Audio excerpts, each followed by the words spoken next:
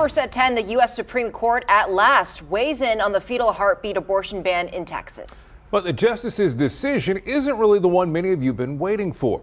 The Texas law that makes abortions illegal once a doctor detects a fetal heartbeat, that can occur before a woman knows she's pregnant. There are no exceptions for rape or incest victims, and the law encourages citizens to sue abortion providers out of business instead of sending them to jail. Eyewitness News reporter Matt Houston joins us now to explain why neither side is claiming outright victory today. Matt? Yeah, Sharon, it's because the court didn't say whether the law is constitutional. They effectively delayed that ruling. It'll come eventually. We just don't know when. Tonight, justices say it is okay for abortion providers to try to stop the Texas Heartbeat Act in court, but the law will stay in place until there's a resolution.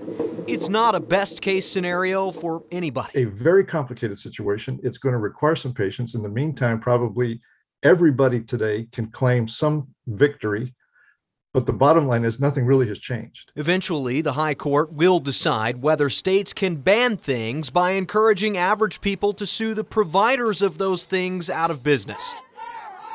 Even Texas Right to Life, which helped write this bill, say justices might be skeptical.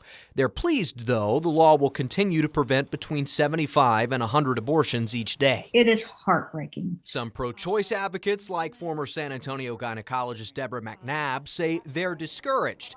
The court has traditionally paused laws in question while debate continues. If the Supreme Court would not rule on that today, then we're in very serious trouble. Justice Sonia Sotomayor asked if the court would allow a ban on religious services, for example, to stay in place for months at a time.